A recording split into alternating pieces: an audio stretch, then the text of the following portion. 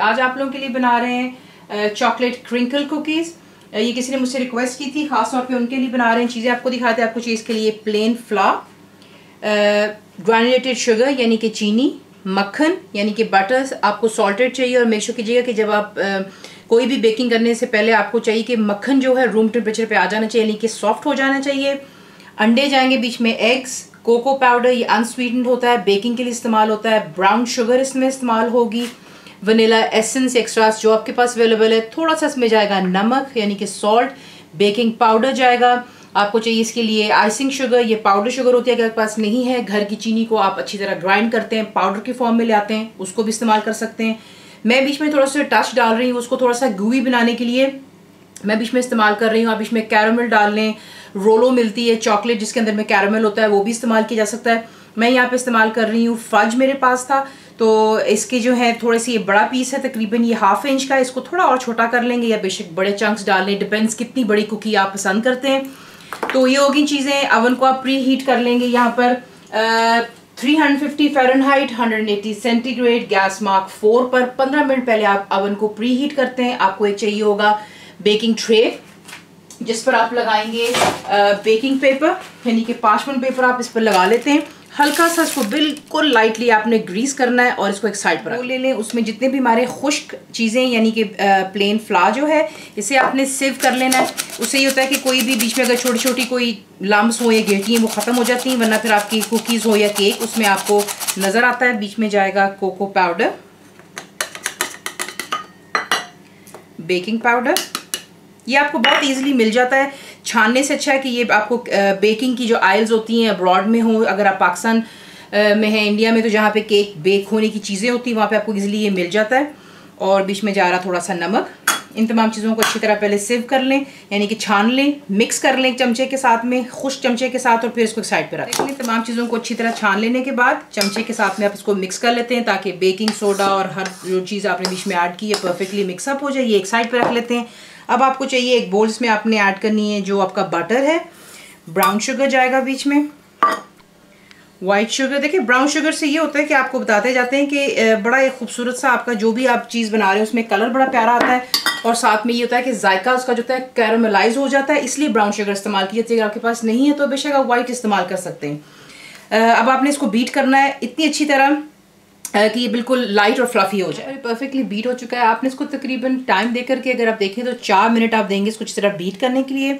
उसके बाद आप बीच में इसमें एक एक करके अंडा ऐड करेंगे और दोबारा इसको बीट करेंगे। अंडों को आपने जब बीट कर लेना है उसके बाद आप इसमें डालते हैं वनीला एसेंस, और ये डालने के बाद आप क्या करेंगे कि आपने इसको बीट करना है और आहिस्ता आहिस्ता जो आपका ड्राई मिक्सचर है वो आप इसमें ऐड करेंगे और इसको अच्छी तरह लो स्पीड पर या मीडियम पर रखकर आप इसको अच्छी तरह बीट करें ताकि तमाम चीज़ें एक साथ हो जाएं। देखिए अगर आपको लगेगा कि डो इसका हार्ड होता जा रहा है, क्योंकि इसका डो हार्ड होगा, तो आपने क्या करना है, बेशक बीटर बंद करते हैं और हाथ के साथ में आप इसको फोल्ड कर सकते हैं। तो ये जब तक आप बीट कर सकते हैं इसको बीट कर लेते हैं। वनीला डाल लिया, ड्राई मिक्सचर डालें, इसको अच्छी तरह मिक्स करें। देख लें डो इसका जो है थोड़ा सा हार्ड फॉर्म में है, ज़्यादा भी हार्ड नहीं, ये देख लें, ठीक है, लेकिन ये कि पतला नहीं जिस तरह केक वगैरह के लिए होता है। तो अब आपने क्या करना है, एक बोल लेंगे, उसमें थोड़ा सा आप बिल्कुल ऑयल लेंगे, अपने पाम्स को आपने यहाँ पर करना है गीला ताकि ये जो है चिपकेगा नहीं। तो मैं यहाँ पे इस्तेमाल कर रही हूँ अबाउट 1.5 to 2 टेबलस्पून जितना कुकी बना रहे हैं हम यहाँ पर। तो ये देखें, ठीक है। अगर आपसे इस स्टेज पर आकर ये हैंडल नहीं होता है, आप इसे उठाकर फ्रिज में रख दें तकरीबन 15 से 20 मिनट के लिए। 20 मिनट दे दें, उसके बाद ये थोड़ा स्टैंड हो जाएगा। लेकिन मैं यहाँ पे इसको इस तरह बना रही हूँ, मुश्किल होगा क्योंकि देख लें कितना सॉफ्ट है, लेकिन ये है कि बन जाएगा। टॉफ़ीज़ जो है मेरे पास फज, मैंने इसको हाफ़ कर लिया है, बीच में डालेंगे और इसको साइड से उठा करके आपने दोबारा जो है इसकी साइड्स कम्प्लीटली बंद कर देनी है। और ये देखें एक परफेक्ट बॉल आप बनाएंगे दोबारा, क्योंकि इट्स सॉफ्ट। मुझे थोड़ा सा यहाँ पर इशू हो रहा है, लेकिन ये देख लें। ये कर लेने के बाद जो आपकी पाउडर्ड शुगर है आप इसको उसमें डालते हैं और एक चमचे की मदद से इसे अच्छी तरह जो है कवर कर लें विद द शुगर, और इसको जो है बीच में से निकाल करके बेकिंग ट्रे पर आप देख लें, यूँ आप रखते चले जाते हैं इसे।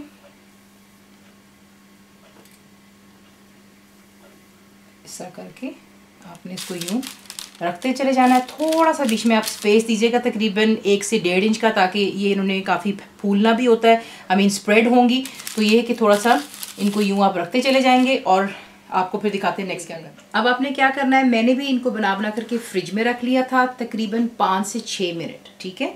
और उसके बाद आप क्या करते हैं, क्योंकि ऑब्वियसली जब आप इसको फिर से निकालते हैं तो जो आपने शुगर लगाई होती है आप देखते हैं कि वो बिल्कुल जो है आपकी कुकी की जो डो है उसने इसको अब्जॉर्ब कर लिया होता है। आप क्या करते हैं, दोबारा जो शुगर होती है उसमें इसको डाल करके ये देखें आप रोल करते हैं, ये देख लें, ठीक है।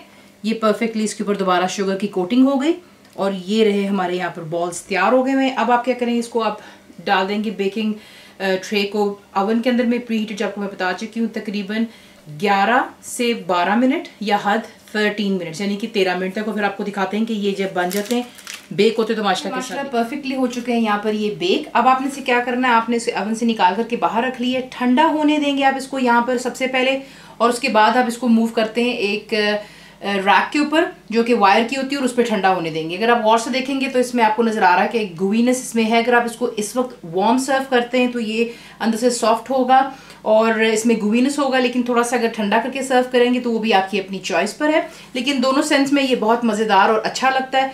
ठंडा हो जाने दें। ये मुझसे एक्चुअली रिक्वेस्ट की थी मेरी बहन जिनका नाम है अनीका शराज। आई होप अनीका आपको ये पसंद आए, ज़रूर बच्चों को बना के दें, बड़ों को खिलाएं।